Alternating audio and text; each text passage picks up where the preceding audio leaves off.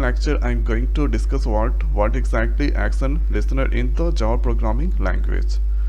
So this is the small point, the listener interface for receiving action event. So this is used to receive the action event such as button click, and the class is interested in processing action event implement this interface.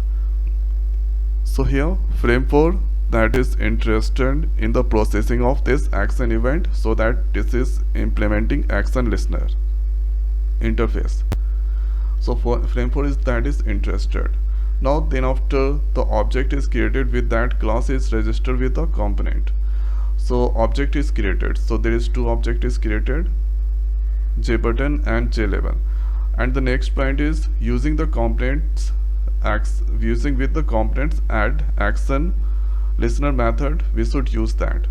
So here you can see add action listener method there I'm using. So this I'm using with the button object, JButton object, and here register with the components. So here this is registering with the button.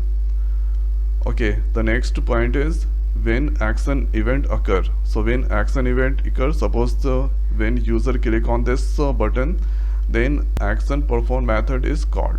So then here action perform method that call, and whatever the things inside the action perform method that are doing here. So here that is setting the text inside the label. So let's run this code, and you can check the output of this.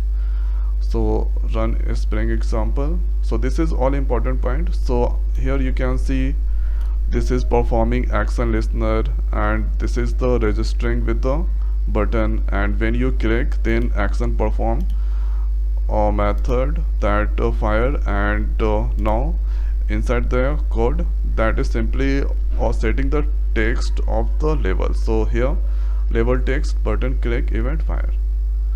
So this is the important point about the action listener in Java programming. So I hope guys this video is helpful for you. So now in this video it's over. So thanks for watching. See you next week. Thank you.